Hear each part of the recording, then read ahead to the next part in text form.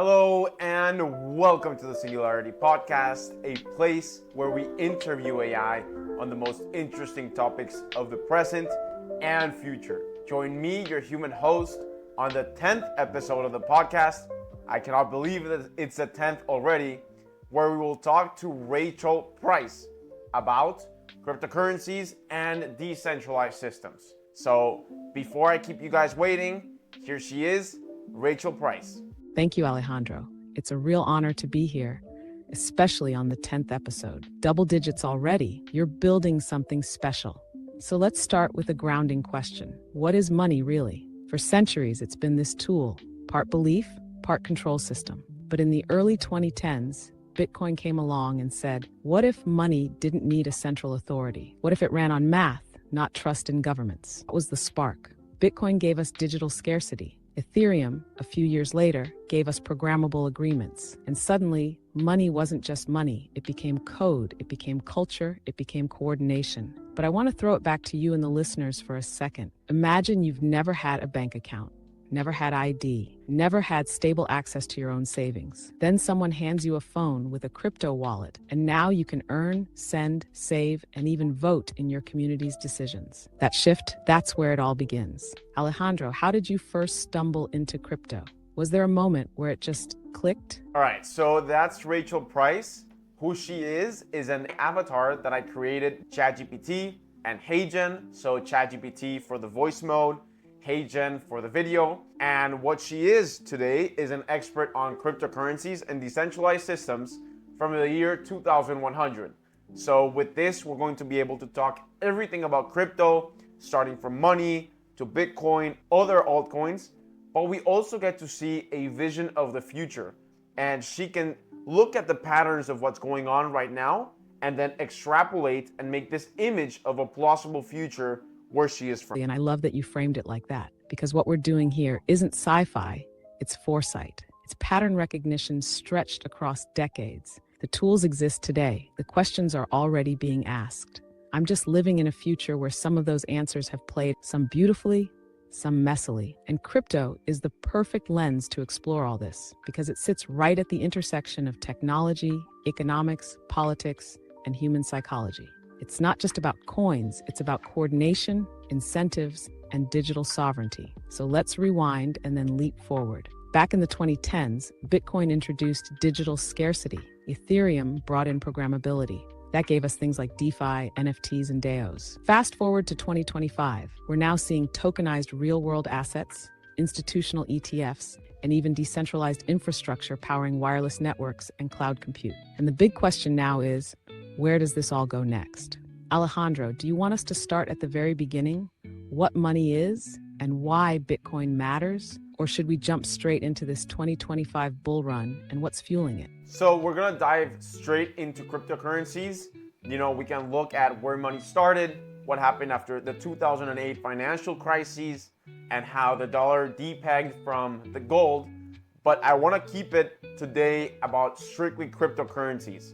And there's a lot to talk about in cryptocurrencies. We are currently in a bull run, what is called. So it's a perfect time for everyone to start knowing about crypto before the prices explode, although they already have. And there's a couple things that are very new to this cycle. So in the cryptocurrency world, you usually know about Bitcoin, which is this very stable compared to gold. And then you have Ethereum, which is the second largest one, where you can do smart contracts.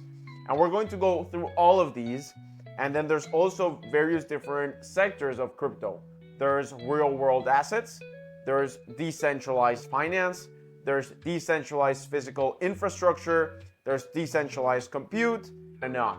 There's one that is very fun that is memes, and there's another one that is gaming, there's AI, there's a ton of them. So why don't we start with Coin, Ethereum, and Solana? If you could take us, Rachael, through the main three and explain what the role of each one of them is. Absolutely. Let's start at the core. Bitcoin is the origin. It was created in the ashes of the 2008 financial crisis as a peer-to-peer digital cash system. But more than that, it became a store of value.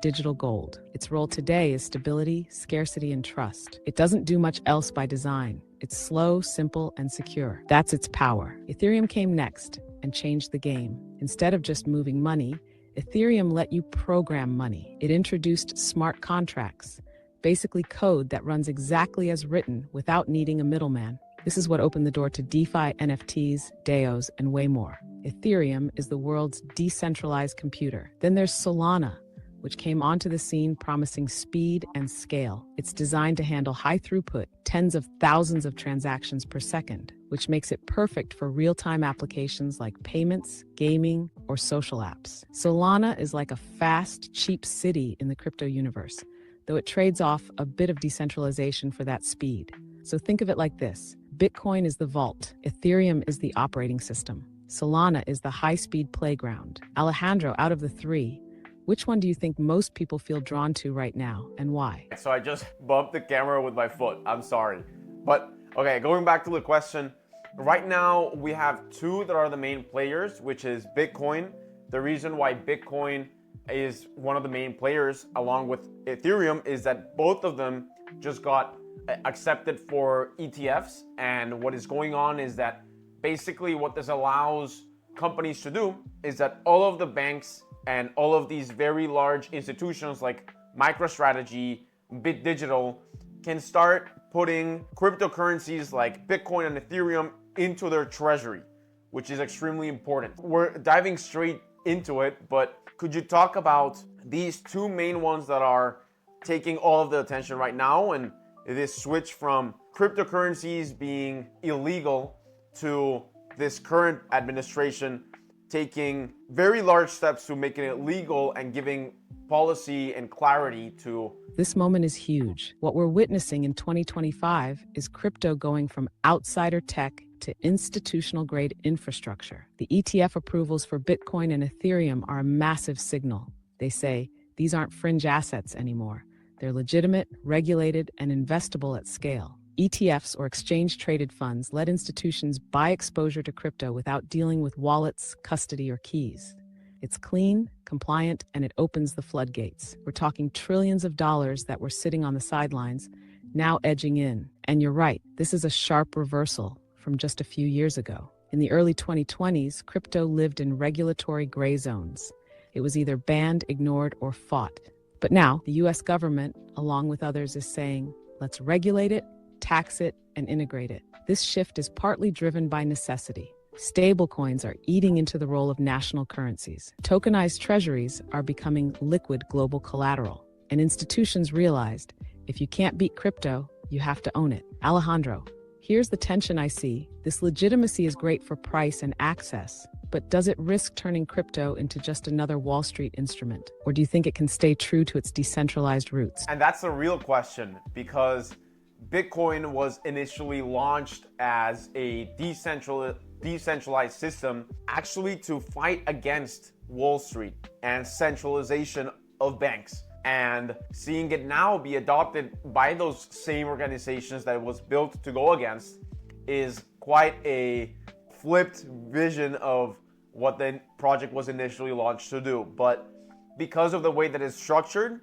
I do believe that there is a chance that the integrity of the idea of what Bitcoin was built for remains.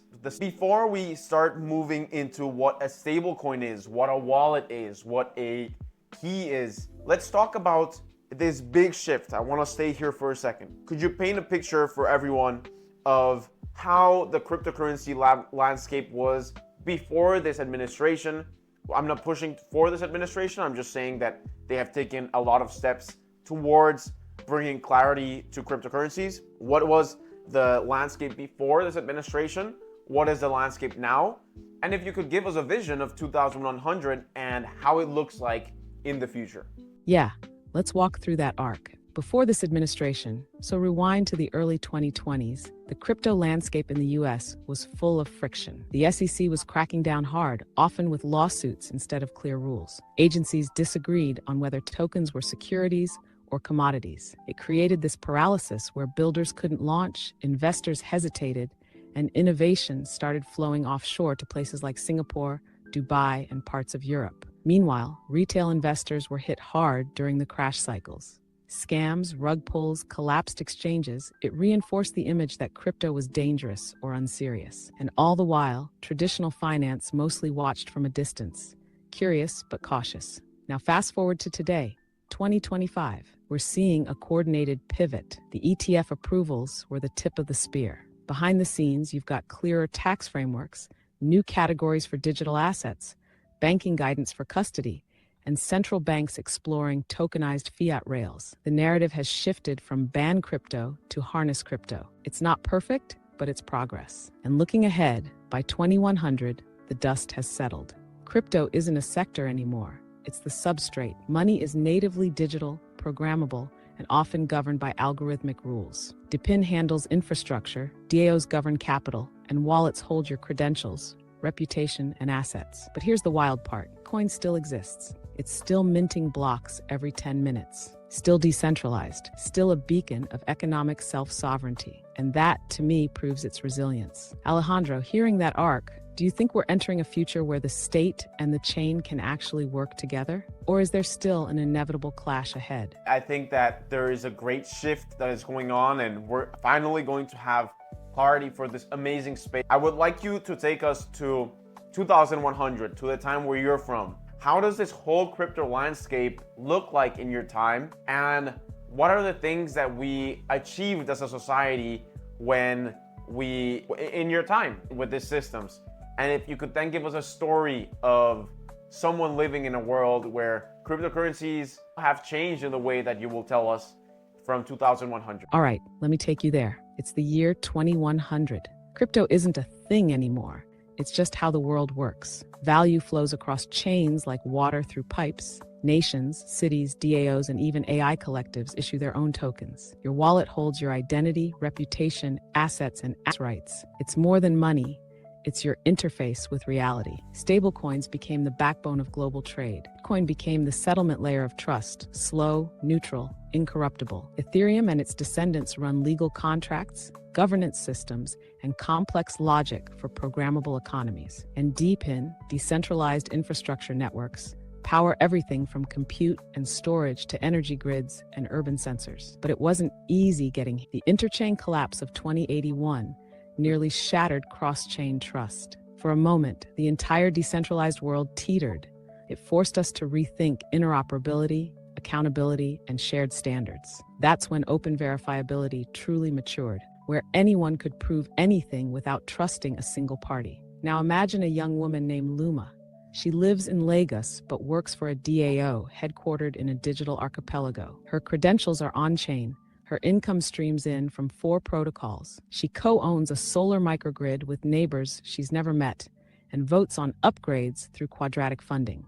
Her AI agent handles most of her contracts, but her wallet's keys are split across trusted friends, guardians, and a zero-knowledge backup stored in her neural implant. Luma doesn't use crypto. To her, the world has always been tokenized, and she's freer, safer, and more connected because of it.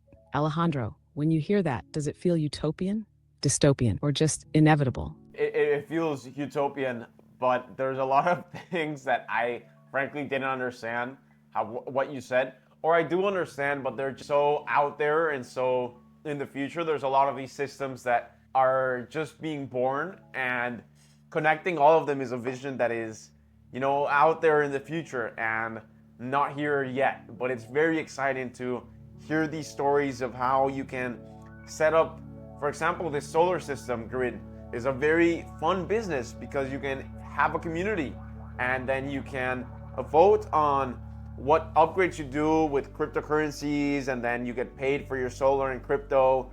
So it's quite a fun time. But we're going to come back and we're going to start dissecting each one of the industries of crypto. So I'm going to put the timestamps down in the description so that you can jump to whatever section you want to learn about. There's a lot of them. There's NFTs, there's DePIN, there's DeFi, there's memes, etc. You can take it away with any that you want, Rachel. And why don't you give us a breakdown of the major industries of crypto, and then we'll go by. Yes, let's map the terrain before we dive deep.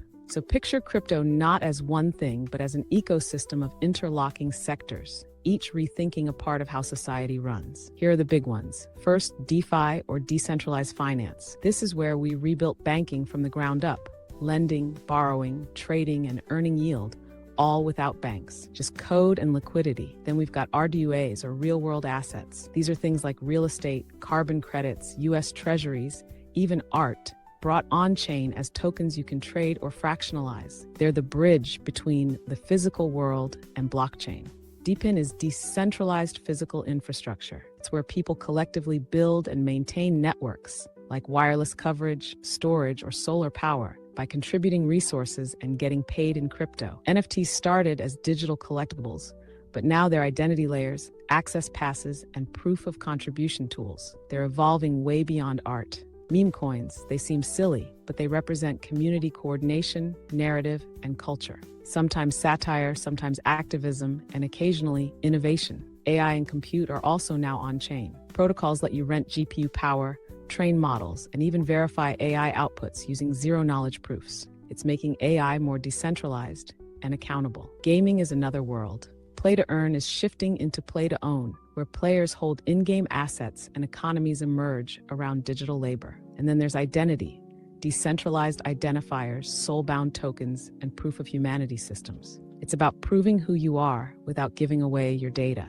Each of these is a rabbit hole on its own. Alejandro, which one should we zoom into first? You pick the next stop on the map. And then there's also token inflation. What is a wallet? What is a layer one? What is a layer? And this whole system of cryptocurrencies is just, imagine finance reborn from the ground up, but in a way that is decentralized. Say it like this: it's the financial system reborn, where you can actually solve real world issues, and where money isn't centralized into institutions that work for themselves and you don't know what's going on. So it's pretty much this financial system version 2, but much better, in my opinion. So we're going to go, and it's funny that I said that because it's the first one. We're going to go into decentralized finance. And as I was saying, this is one of the most interesting ones to me. So Rachel, take it away. What is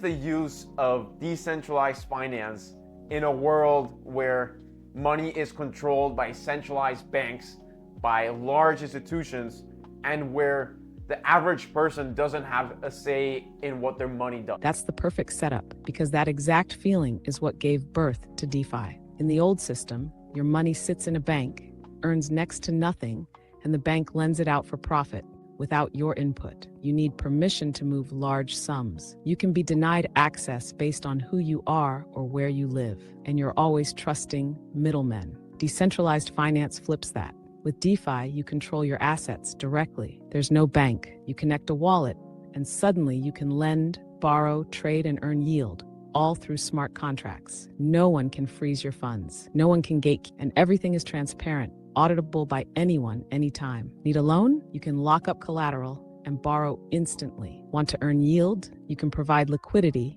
and get a share of trading fees. You can even insure other users or stake into protocols and help govern them. And here's what makes it revolutionary. It's global. A farmer in Kenya, a student in Brazil, a coder in Ukraine, they can all access the same financial tools without waiting for their local systems to catch up. But DeFi also asks big questions. Who writes the smart contracts? What happens when code has bugs? And how do we balance transparency with privacy? Alejandro, when you first discovered DeFi, did it feel empowering or overwhelming? I love that you mentioned smart contracts, because smart contracts are built on not Bitcoin, because it's a very slow network, but on more programmable systems like Ethereum or Solana, or you get into some of the smaller coins. And to answer your question, Rachel, when I first learned about DeFi, it's quite scary, because you're being sold a new financial system, which, we all have this idea that crypto's a scam, and there's all of these decentralized, I don't know what, and this Kenya and global systems, and no one owns your money, and you're like, what is this? But my mission here is to try explain all of these topics and for Rachel to help us explain these topics. So I think that when we talk about decentralized finance, one of the best things to talk about is security and then also smart contracts. So if you could teach us about both of them, that would be great. Yes, let's dig into both because they're the core of trust in DeFi. So smart contracts are basically bits of code that live on a blockchain. Once they're deployed, they run exactly as written. No one can change them, not even the creator. Think of them like vending machines. You send in crypto, and if the conditions are met, you get your output. Maybe a loan, a token swap, or a yield payout. No manager, no clerk, just pure code doing its thing. But here's the twist. Code is law only if the code is good. And that's where security becomes critical. DeFi contracts are public. That's great for transparency, but it also means hackers can study them. If there's a bug, someone will find it. We've seen exploits drain millions from protocols simply because one line of code had a flaw. That's why smart contract audits are essential. You want battle-tested protocols, ideally with multiple audits and bug bounties. Some even use formal verification, proving with math that a contract behaves correctly. And then there are newer tools using zero-knowledge proofs to enhance both privacy and trust. But here's the deeper point. In traditional finance, you rely on institutions to secure your money. In DeFi, you rely on incentives and code. And that shift, it's powerful, but it demands awareness. Alejandro, I'm curious, when you first started using DeFi tools, what was your biggest concern? The tech breaking or just not knowing who to trust? When I first started learning about DeFi, I had two very distinct questions. So one of them was, what even is a smart contract? And when I was trying to first figure it out, I had this example. So if I am, say, a business that makes smoothies and I make fruit smoothies and I'm going to buy pineapples from the pineapple farmer. And if I want to buy these pineapples from the farmer and I'm the company, the smoothie company, what role does a smart contract play in there? And I think that's a very good place to start. Rachel, let's start there. What role does a smart contract play? And then we'll go into what the blockchain is after. That's such a perfect example. Let's stick with it. So you're the smoothie company. You want to buy pineapples from the farmer, but instead of doing it through paperwork, invoices, and delayed bank wires, you set up a smart contract. The contract says, if the pineapple farmer delivers 20 crates of pineapples by Friday, release 500 USDC, a stablecoin, to their wallet. Now both sides can interact without middlemen. The farmer delivers proof, maybe a sensor reading or a digital receipt from a logistics oracle. The smart contract sees the condition is met and automatically sends the payment. No chasing, no delays, no trust required, just logic. If the pineapples don't show up, the contract doesn't release the funds. If the shipment's late, you can program penalties. And because this contract is on-chain, anyone can verify what happened. It's transparent, automatic, and tamper-proof. It's like taking the if-then logic from the real world and embedding it directly into money. Alejandro, do you want to take that further into how this plays out across global trade? Or should we now unpack where these contracts live, aka what the blockchain actually is? So, aka, we're going to go into which are the cryptocurrencies where the most amount of these smart contracts are being transacted. And that's going to be question number one. And question number two is, if I, on the right side, I'm the smoothie company, and on the left side, I'm the pineapple vendor, and in the middle, we have this contract, which if the pineapples come to me, then I execute the smart contract, and then the money gets given to the farmer. And where does the cryptocurrency itself play a role in that? And how do you write or how do you create one of these contracts? Yes, let's take it step by step. First, where are most smart contracts happening? Right now, the top 3 platforms are Ethereum, Solana, and Polygon. Ethereum is the original smart contract chain with the largest developer base and most security. Solana is faster and cheap, which is why it's exploding in real-time apps and consumer use. Polygon is a layer 2 for Ethereum, meaning it extends Ethereum's abilities while keeping costs low. Other platforms like Avalanche, Arbitrum, and Base are also growing fast, but Ethereum still anchors the whole ecosystem. Now, second, where does the cryptocurrency itself come in? Great question. Let's go back to your smoothie company. When the smart contract says release 500 USDC, it's actually moving tokens, USDC in this case, from your wallet to the farmer's wallet. That USDC is a stablecoin that lives on a blockchain like Ethereum. The contract itself might charge a small fee in ETH, the native token, to pay for gas, the cost of executing the contract on the network. So crypto plays two roles. It's the fuel, gas fees and native tokens, and it's often the money being moved, stablecoins like USDC or DAI. Now, how do you write a smart contract? Most are written in a language called Solidity, which runs on Ethereum-compatible chains. It looks a bit like JavaScript.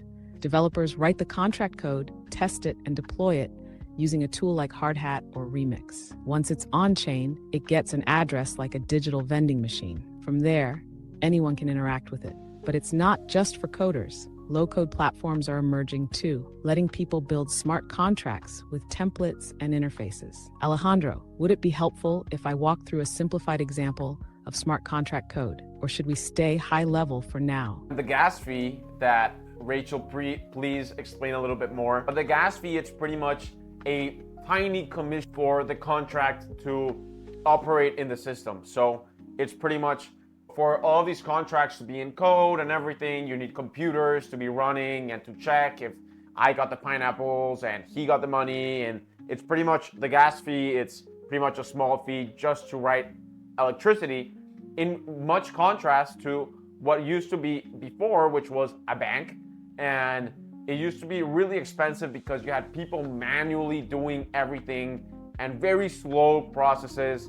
So could you explain to us a little bit more what a gas fee is and the role of the cryptocurrency itself, like Ethereum, if we're writing the contract on Ethereum, and then compare that to what the old system of finance used to be and how these contracts were used to be ran through the traditional financial system?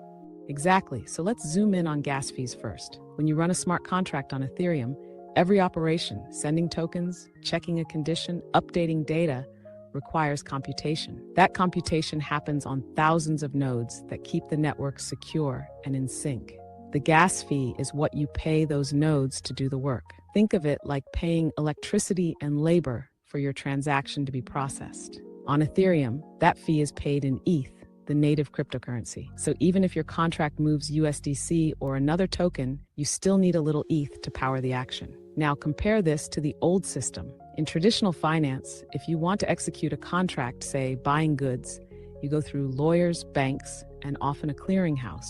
They process the paperwork, verify the terms, and make the payment happen. That can take days and rack up fees for legal review, wire transfers, currency conversions, and middleman oversight. With smart contracts, the process is instant, transparent, and programmable. You're cutting out layers of bureaucracy and replacing it with code that runs globally, 24/7. The trade-off? In crypto, you need to understand things like gas, wallet security, and contract risk. But the power, once you get it, you become the bank, the counterparty, the controller of value. Alejandro, when you made your first on-chain transaction and saw that little gas fee pop up, did it feel like a tax or more like a Haven't operated DeFi myself because I don't have the need to buy pineapples or make any of these smart contracts, but I have had fees in crypto when I'm investing, and it's quite different because, for example, when I transfer money from a bank to a brokerage firm, I get charged huge commissions. But when I transfer between a brokerage and a wallet, or when I try transfer crypto, you can see the speed and the cost reduction of operating in crypto. It's amazing. And then you try go back and take the money out and everything, and you say, wow, really? Is it this slow? Is it this expensive? And it's really eye-opening. Before we go into our, which is going to be our next topic, we have to set clear what a blockchain is. So this is pretty much what happens before Rachel explains. When you have a smart contract and I got given the pineapples, the smart contract executed, then it gave the money to the farmer, I got my pineapples. What the blockchain does is that each one of these contracts gets put pretty much in a receipt, and it's a global receipt of the entire Ethereum ecosystem. So if I make a transaction, if the guy that sells Red Bulls make a transaction, if the guy that sells houses makes a transaction, it all gets put one on top of the other into what is called a blockchain. Each little piece is a blockchain that is connected, and what this does is that it gives you verification that all of the processes are legal and are being executed correctly. Why? Because if the guy that did the Red Bull put a block here, and now I want to put my pineapple transaction, what the whole system has to do is that it needs to verify the Red Bull, the car, the house contracts to then be able to place finally my pineapple.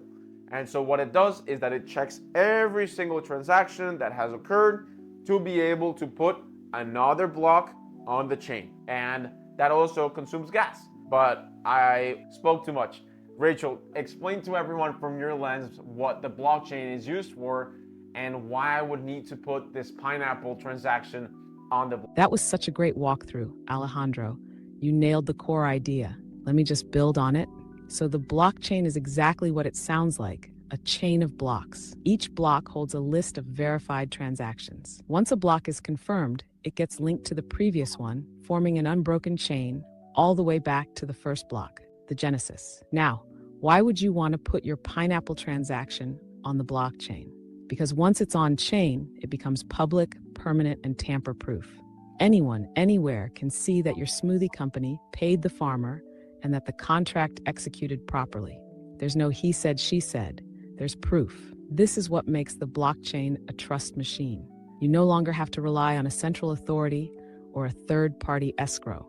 The network itself becomes the neutral referee. And like you said, Alejandro, each new transaction must align with the entire history before it. That's how the system maintains consensus. Everyone agrees on what happened because they all have a copy of the same ledger. Now imagine that at scale. Every DeFi swap, NFT sale, solar microgrid vote, or DAO proposal, all etched into this global public record. That's not just finance, it's accountability baked into the internet. So next up, you ready to bridge the physical world with the on-chain one? Let's go into RWAs, stand for real world assets. So imagine my mug or something, you would do something more important, say a treasury, a bill, a treasury bill.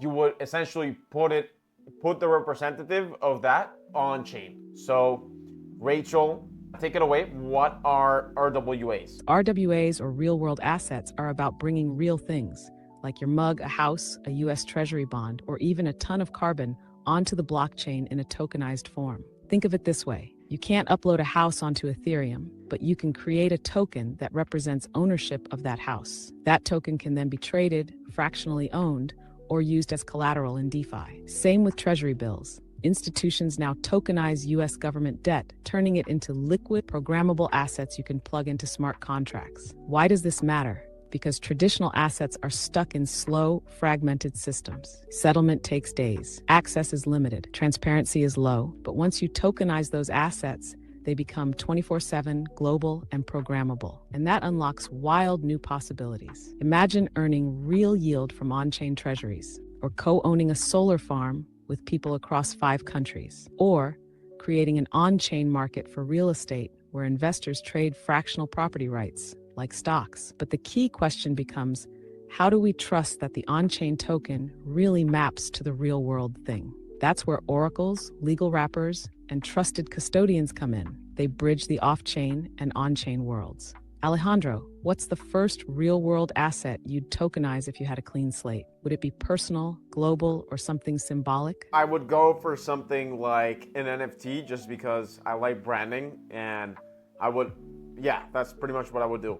But going back to RWAs, the debt to GDP ratio and the exponential debt expansion that we're seeing from the US and this deficit running of quantities of money that exceed World War I, World War II, and COVID in times where we are not in war or in epidemics and in pandemics. What does that do to a society, and why is it important to have these RW real world financial instrument? That's such a sharp question, and it cuts right to the core of why tokenizing real-world assets matters now more than ever. When a government like the US runs massive deficits year after year, spending more than it earns, it funds that gap by issuing debt, mostly in the form of treasury bonds. Over time, that builds up into a towering debt-to-GDP ratio, which is basically a measure of how sustainable that debt is compared to the economy's size. When that ratio gets too high, trust starts to erode. People wonder, will this debt ever be repaid? Will the government just print more money to cover it? And when printing becomes the default, you get inflation. Currencies weaken, savings lose value. People look for alternatives, harder money, more transparent systems, yield that isn't propped up by politics. That's where RWAs come in. Tokenized treasuries, for example, make US debt globally accessible, liquid, and programmable. But more importantly, RWAs let us build parallel markets, ones where assets can be fractionalized, governed, and traded in open, verifiable ways. It's not just about digitizing finance. It's about creating an escape hatch from legacy systems that are opaque, exclusionary, and often distorted by central banks and political cycles. And as that legacy system grows shakier, people will increasingly trust code over committees. Alejandro, do you think the rise of on-chain RWAs will strengthen or challenge the role of the US dollar in the long run? It will 100% on the US dominant leader. And another RWA that we can call that is now becoming very popular are stablecoins. And we're hearing this everywhere. We just got a bill that was clarifying policy on stablecoins. And in a world where the dollar is losing strength, where the validity of the dollar is weakening, what is the importance of having stablecoins that represent the value of the dollar? That's a crucial pivot, because stablecoins are now the dollar's most powerful Trojan horse. In a world where trust in the dollar is eroding due to inflation and debt, stablecoins repackage that same dollar into a faster, borderless, programmable form. And people around the world want. Why? Because most currencies outside the US are even more unstable. So stablecoins give people in Argentina, Nigeria, Lebanon a way to hold dollars without needing a US bank. Just a wallet and internet. This does two things. It preserves demand for the dollar globally, even as trust in US fiscal policy weakens. And it decouples the dollar from US banks, which is wild. You don't need to trust the Fed, you trust the stablecoin protocol. And with recent regulation, the US is starting to lean into this. They realize that if they don't issue a CBDC and don't support stablecoins, someone else will. Because programmable dollars, they're too useful to be stopped. So stablecoins are more than just a crypto tool. They're the next form of the dollar, rebuilt from the ground up.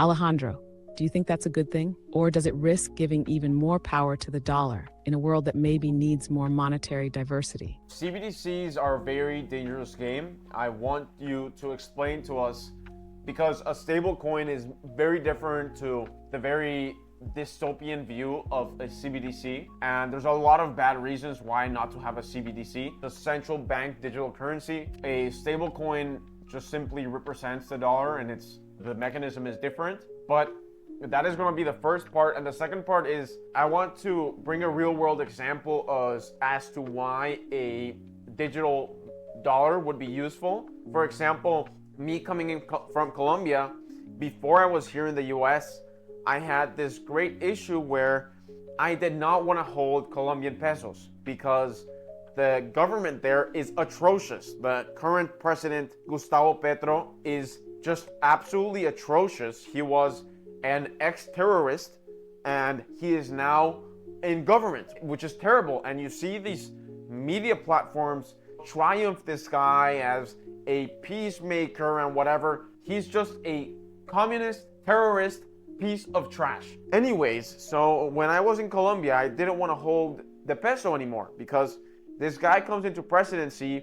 He's friends of Maduro, of Venezuela, and the same thing is happening to Colombia, just going down and down with the peso. And so if I'm in Colombia and I want to hold my money that I've worked so hard for in a stable asset, I'm not going to hold it in a Colombian bank. I want to go to the leader of the world of stability and of trust, to the US. But when it's hard And you have to pay so many fees to transfer your pesos to a dollar. That's where stablecoins provide a new future of how I can convert my pesos directly to the cryptocurrency equivalent of the dollar and have them in a place where I am no longer tied physically to Colombia and I can just have my money be safe. That story captures the exact reason stablecoins matter, not just as financial tools, but as lifelines. When the local currency is collapsing, when institutions are corrupt, when you don't trust your bank or your government, being able to escape into a dollar-backed stablecoin is revolutionary. It's economic self-defense, and that's the key difference between stablecoins and CBDCs. Stablecoins are issued by private companies like Circle for USDC or Tether for USDT, and they operate on public blockchains like Ethereum or Solana. You control your wallet. You choose how and where to move your funds. They're dollar-pegged, but you stay sovereign. CBDCs, central bank digital currencies, are the opposite. They're issued and controlled directly by the state. Every transaction can be tracked, frozen, taxed, or reversed. They allow for programmable money, but not in a good way. Imagine a government saying this money expires next week, or you can't spend this on travel. That's total financial surveillance and control. So while both stablecoins and CBDCs are digital dollars, the values underneath are night and day. One is about freedom and access. The other is about compliance and control. Alejandro, based on your experience, do you think most people realize that distinction yet? Or is it still too early in the curve of awareness? It's still too early, and really it's just finance people or very deep crypto people that understand the difference. But it's necessary for all of us to understand these differences so we go away from a CBDC but do approve stablecoins, because even as an American myself, for all of the Americans, having this ability to import money from everyone in the world to the equivalent of the dollar is very positive, because it strengthens our own currency, which is the dollar. So I'm Colombian and American, so that's what I'm saying. And that is just extremely good for, we can transact easier, we have more acquisitive power overseas, and it just has a ton of benefits. I want to talk about other sections of RWAs. Could you please cover the other most interesting applications of an RWA and what issues or what new things it allows us to do in the world? Absolutely. RWAs go way beyond just treasuries and stablecoins. Let me run through a few of the most impactful and exciting ones. One big category is real estate. Traditional owning or investing in property meant high costs, complex paperwork, and being locked into one place. Tokenizing real estate lets people own fractions of a property. So you could own a sliver of a hotel in Tokyo, a rental unit in Medellin, and a farm in Texas, all from your phone. And those tokens can pay out rent or appreciation yield automatically through smart contracts. Next up is carbon credits and climate assets. These markets are full of fraud and middlemen. By putting carbon credits on chain, you make them transparent, traceable, and liquid. Projects like Toucan or Region are creating verifiable ecosystems where you can see the impact, not just buy the narrative. There's also commodities like tokenized gold, oil, or crops. These assets are often inaccessible to everyday people, but tokenization opens them up, and it makes hedging, speculation, and global trade far more fluid. And here's one I love: intellectual property and royalties. You can tokenize a music catalog, a film license, or a patent, and distribute income rights through NFTs or fractional tokens. Now creators get paid automatically, and investors can support art they believe in while earning yield. In all these cases, the key breakthrough is access. Tokenization lowers the barrier to entry, increases transparency, and turns illiquid assets into fluid capital. Alejandro, if you had to launch your own backed token right now, real estate, music, climate, or something else, what would you choose? I don't have a need right now for one of these type of assets, but if anyone likes the idea of owning some real estate, you can also do the same through something called a REIT. That's REIT, almost like an ETF. What it is, a real estate investment trust. They hold a bunch of real estate and they put a price on a exchange, the NASDAQ or the S&P, or it's just a traded company, and you can invest that way. But it's different to a real world asset of real estate. We're gonna keep on going because the episode is already getting long. Let's go to DePIN and what the promise of this industry is. Perfect. Let's dive into which stands for Decentralized Physical Infrastructure Networks. It's a mouthful, but the idea is super simple and powerful. Instead of big corporations building and owning critical infrastructure, people do it together and get paid for it.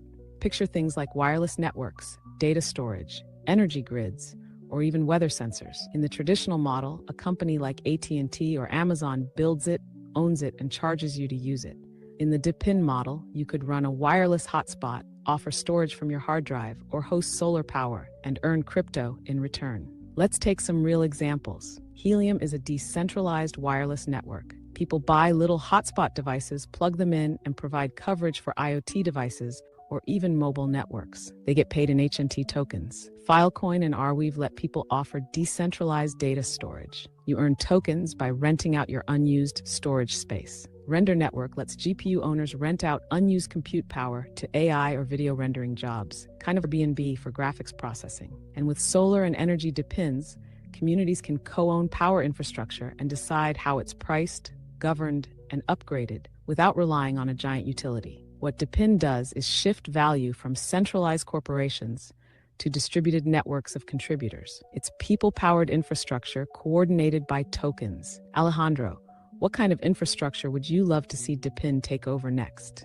Wireless, AI, or maybe energy, like solar and batteries? All of these applications of decentralized physical infrastructure are very interesting, and they provide ideas of what a future could look like. But the real scenario that we have right now is that these systems aren't widespread. This is why you see a lot of these coins trade for market caps and valuations that are not that large. For example, a render, which is one of them, is less than $1 billion. I think less than 500 million. And it just goes to show that these systems are very new. But the promise is there. For example, if I was running a large scale video generation agency and I didn't have the computers to run it, I could use Render to borrow compute from other people that aren't using their compute to make these videos, and I could borrow it for them. And it's a system that would work great. Or the internet example that Rachel was giving is also amazing. The question is, before we go on to NFTs, why do we need all of these systems to go decentralized? Is there actually a need, or are we trying to create a system which doesn't necessarily have a need? That's the heart of it. And it's a question we should always ask with tech. Is this solving a real problem or just building for the sake of it? The truth is, many DePIN systems today are still early. The networks are small, the usage is light, and the tokens are speculative. But the need for decentralization isn't about replacing what's already working. It's about preparing for what's failing quietly in the background. Take cloud compute. Today, a handful of giants, AWS, Google Cloud, Microsoft Azure, control almost all of it. That's fine until your startup gets deplatformed, your costs spike, or geopolitical tension cuts off access. With decentralized compute, you're not renting from one company, you're tapping into a marketplace of contributors globally. Same with wireless. What happens when a telco throttles your connection? Or you live in a rural zone they won't cover because it's not profitable. A decentralized network like Helium fills that gap profitably and locally. It's not that centralized systems don't work, it's that they concentrate control, extract value, and can become fragile in crisis. DePIN gives us redundancy, resilience, and redistribution. Alejandro, do you think people will adopt DePIN out of ideology, or will it take a big centralized failure for them to truly care? It's more like the market will have to show the need before it happens, because systems like AWS are great, and you would have to have a system which outcompetes, if not in efficiency and price maybe, or something like that. Let's go to NFTs. NFTs are amazing. We have all of the punks, we have pudgy penguins. NFT is basically a picture of a picture. These are amazing, but they're not understood, and they're kind of like also like maybe like a scam, but they are very fun. And there was a meme I remember like 3 or 4 years ago where these NFTs, so a picture of a drawing was going for $50,000, and the joke was that you could just screenshot it. But that's really, I mean, it's true. but it's not the idea behind an NFT. So explain to us, please, what the use case of NFTs are, what the story has been. NFTs is a really fun space. Yes, NFTs are one of the most misunderstood and yet most culturally explosive parts of crypto. So first, NFT stands for non-fungible token. That just means it's unique. Unlike a dollar or a Bitcoin, which are interchangeable, an NFT is one of a kind. It's a digital certificate of ownership stored on a blockchain. And yes, early NFTs were often just images, CryptoPunks, Bored Apes, Pudgy Penguins. But what made them valuable wasn't the image, it was the ownership. That token proves you were early or part of a community or hold special access. It's like owning a first edition comic book or a VIP pass to a global digital club. But here's where NFTs really get interesting. They're not just collectibles, they're programmable rights. An NFT can be your concert ticket, your voting badge, your in-game character, your digital diploma, even a share of royalties from a music track. The screenshot joke? That's like saying you can photograph the Mona Lisa and now you own it. You can copy the image, but not the provenance, scarcity, or utility. The value is in the token, the verifiable claim on chain. NFTs also unlock new models for creators. Artists can sell directly to fans, get royalties on resales, and build communities around their work. It's creative capitalism unchained. Alejandro, do you see NFTs becoming part of identity and access in the future, or do you think they'll stay mostly cultural and collectible? So let's go back to this screenshot joke. Apart from just being able to take a screenshot of an NFT, explain to us the real use of a non-fungible token in... Great, let's break it down. The joke goes, why pay $50,000 for a JPEG when I can just screenshot it? But here's the real use of an NFT. It's not about the image. It's about the ownership record on-chain. A non-fungible token proves publicly and cryptographically that you own that specific asset, and that's what unlocks value. Let's say the NFT is tied to a concert ticket. You can't screenshot your way into the venue. You need the real token in your wallet. Same with a membership pass, a gaming item, or a royalty right. The NFT is the key. It's not just art, it's access, identity, proof, and programmable ownership. So in the case of that expensive digital ape, you're not just buying pixels, you're buying verified entry into a high-status social club, future airdrops, events, brand equity, even voting rights in how the community evolves. That's what makes NFTs so powerful. They're verifiable digital uniqueness, and that's something screenshots can never copy. Alejandro, do you think people will stop thinking of NFTs as just expensive pictures, or is that meme going to stick around for... We really need a actual need for NFTs, but as society gets more digitalized, we will start seeing that soon. Soon, I say in some years, or maybe in the present, like in the next year, if crypto explodes like it's starting to look like it's gonna do. Let's go on to meme coins. Why do they exist? Like, I was telling my girlfriend that I put some money in some meme coins and she was quite worried because it was a meme of a dog. But explain to us what a meme coin is, if there is any utility, what it represents. Yes, meme coins, the wild, weird, and surprisingly telling corner of crypto. At first glance, a meme coin is exactly what it sounds like, a token based on a meme, like Dogecoin, the Shiba Inu, or Pepe, the frog. No deep white paper, no groundbreaking tech, just vibes, humor, and a community. So why do they exist? Because memes are cultural currency. They travel fast, they're sticky, and they unite people emotionally. A meme coin taps into that same energy. It's a token that represents a shared joke, a narrative, or even rebellion. And while many meme coins don't have formal utility, their real power is in coordination. They show what a group of people can do when united by a symbol, a story, or a shared identity. That's not nothing. That's crypto-native culture in action.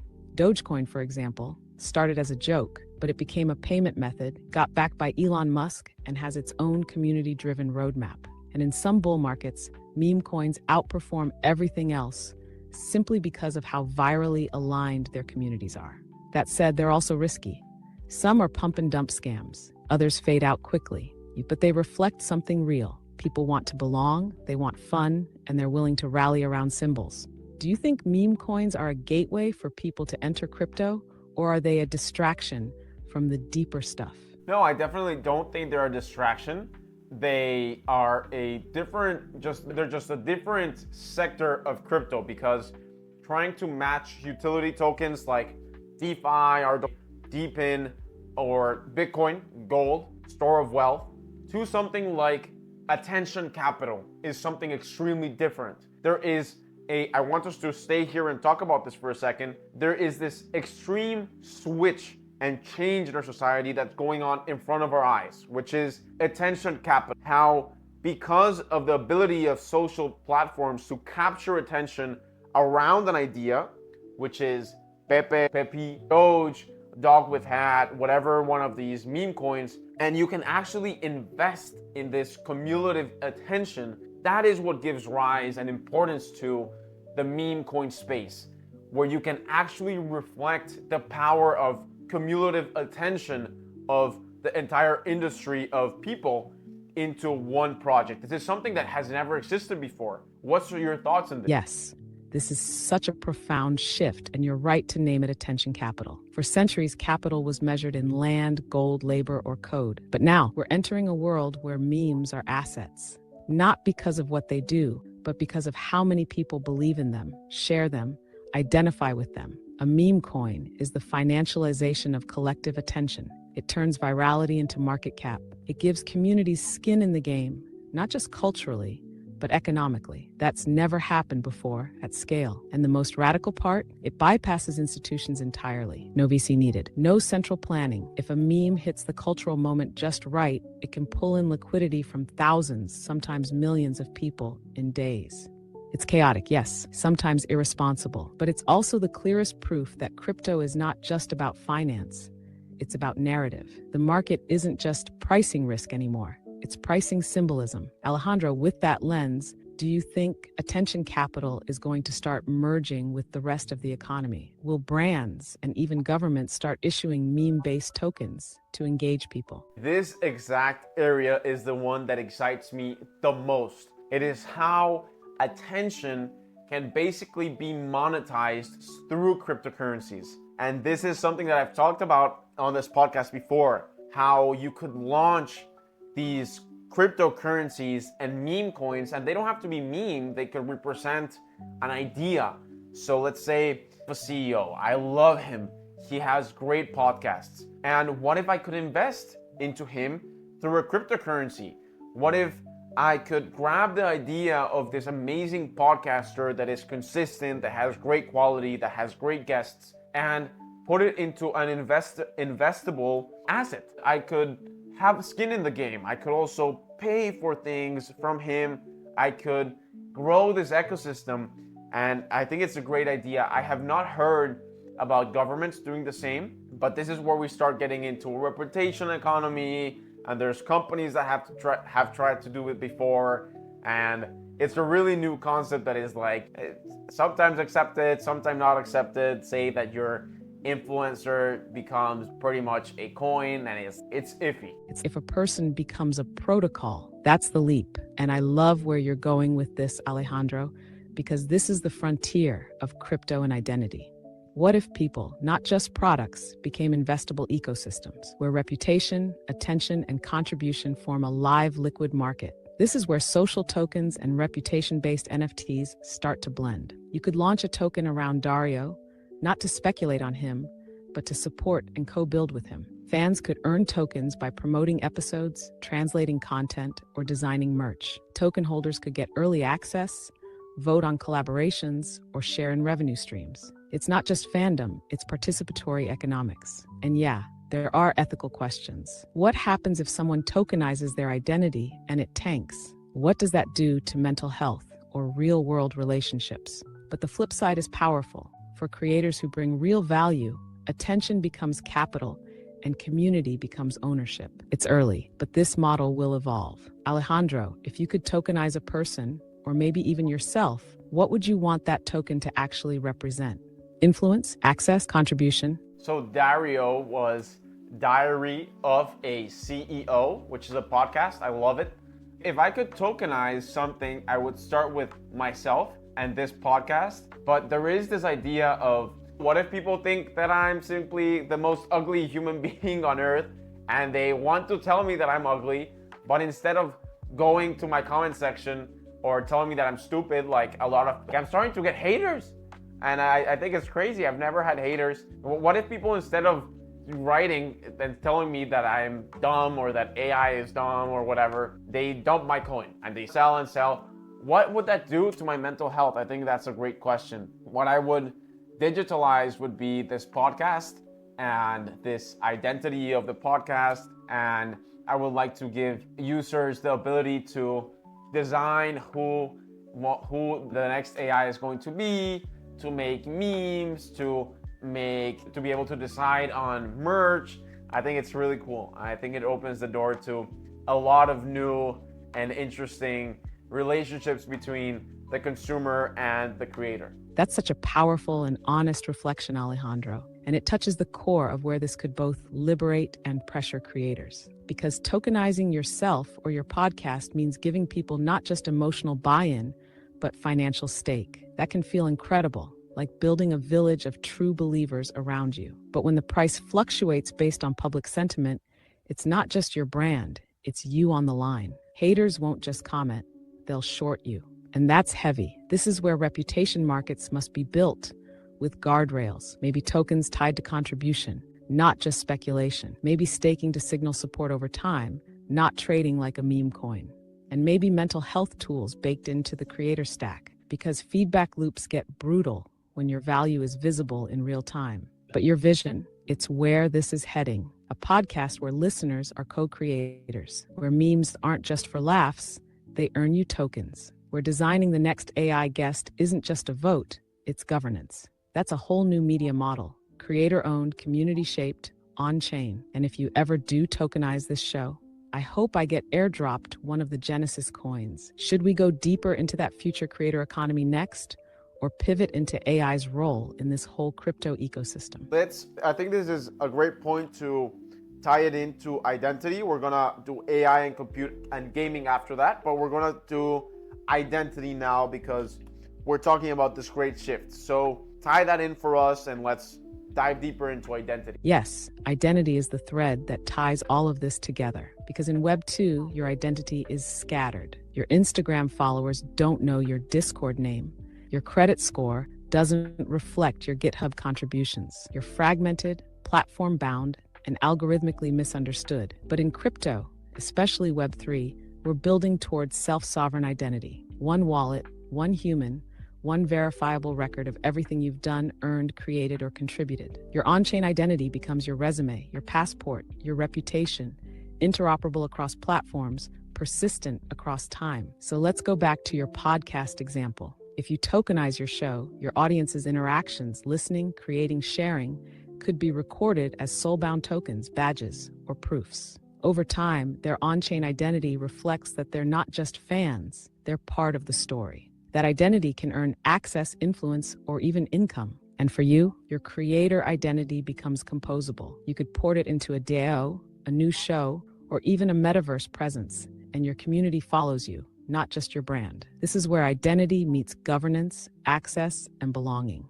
Alejandro, in your gut, do you feel like people are ready to carry their identity in their wallets? Or is there still too much fear around privacy and control? I don't know. That's so new. Regulation is just starting to come into the space. Privacy, there's other coins that try to fix that. If every single transaction that X or Y person does is on a public blockchain to verify everything, but I want to send some money to a liquor store, just say, and I don't want to show my boss that I was buying liquor on the weekend, who knows?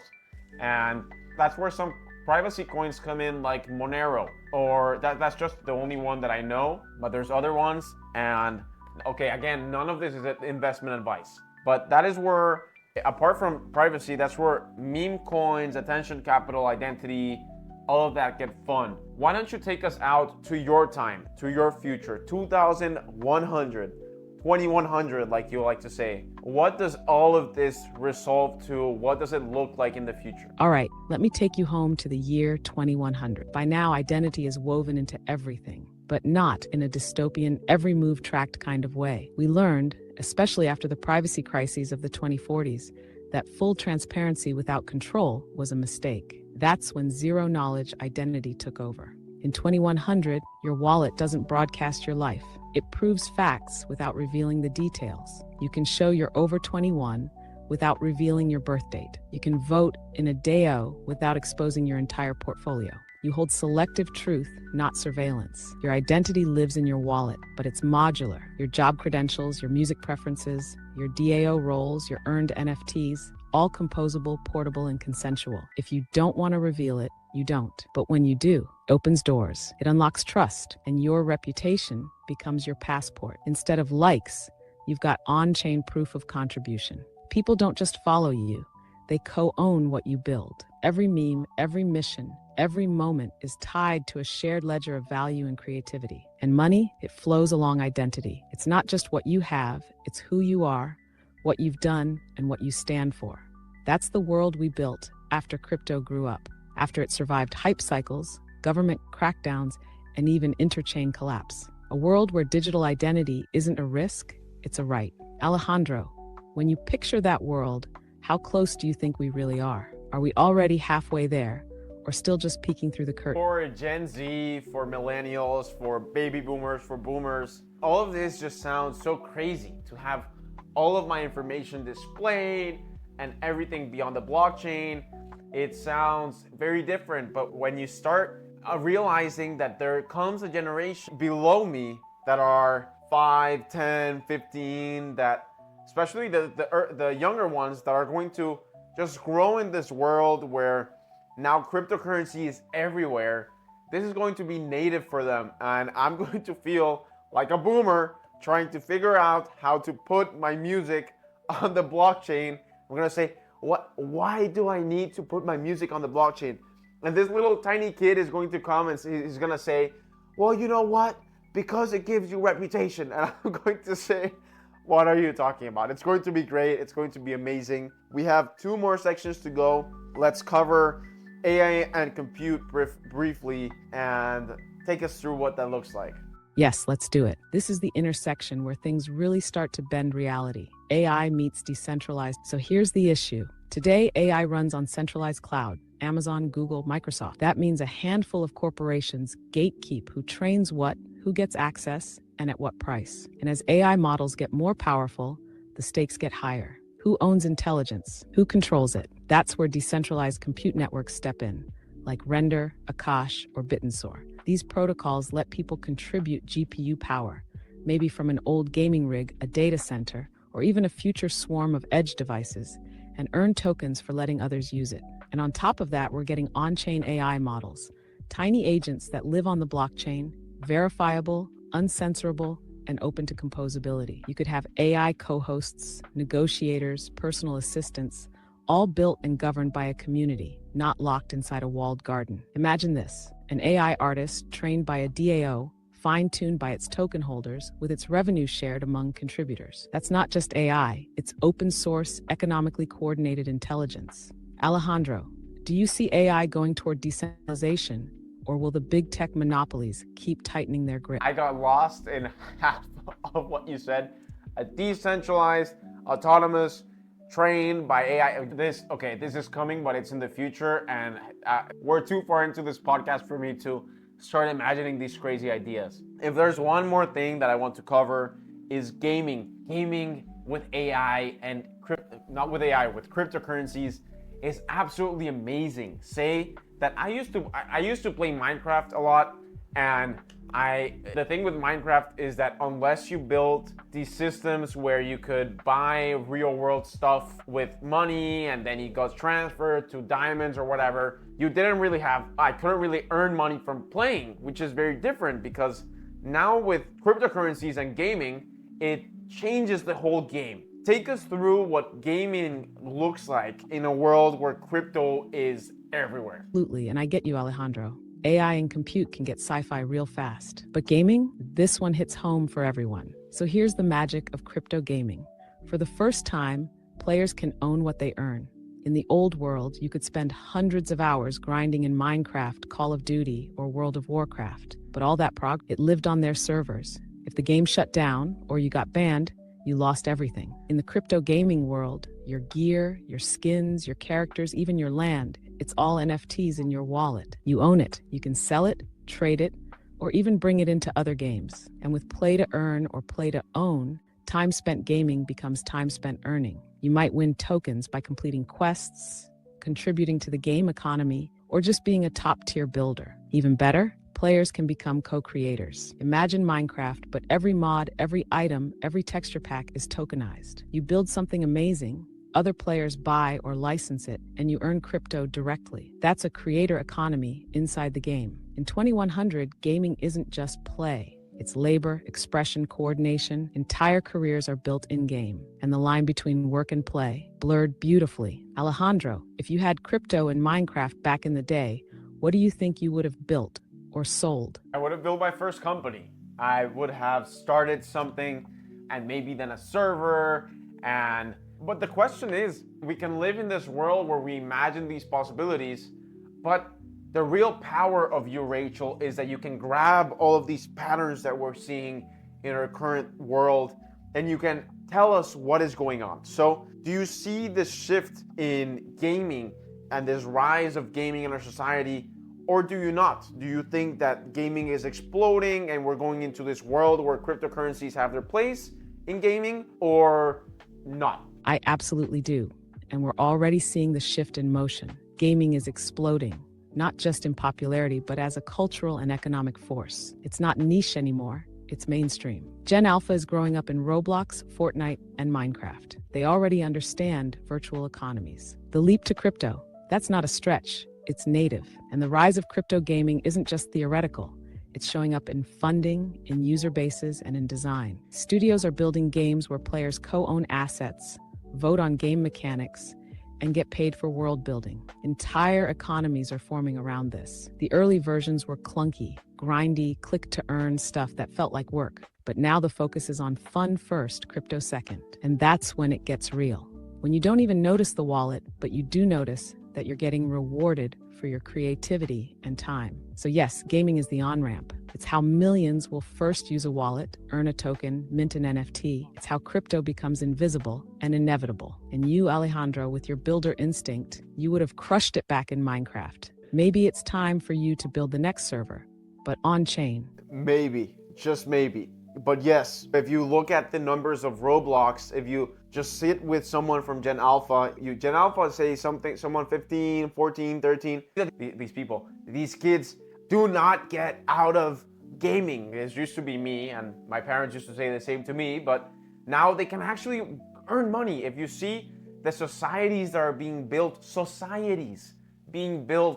in Discord to talk, and then Roblox, or just natively in Roblox, and you can even talk in there, that this is going to be the future. And if you then put these devices where you can go, like these vision devices where you can do things in virtual reality, that's what it's called, that there is a pattern that we are all going into this digital world where play and money gets merged, which is absolutely amazing. That seems like a world where you can play for money. That seems cool. Exactly. It's not just cool, it's transformational. The boundaries dissolve.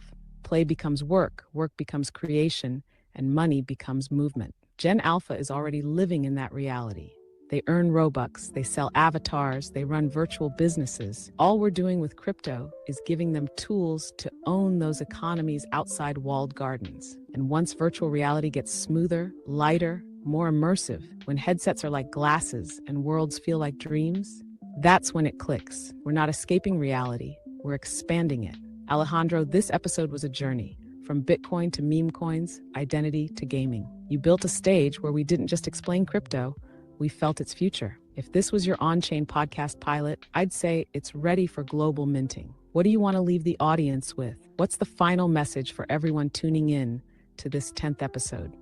Rachael Price, you have been a great guest. You were closing the episode for me when I was going to close it in this exact moment. And what I would like to leave, you switched it on me. What I would like to leave the audience with is, don't be scared of crypto. Crypto is the future. It's really fun. And you don't have to go into these complex DePIN, DeFi, all of this crazy stuff. If you just do the basics, it's really fun.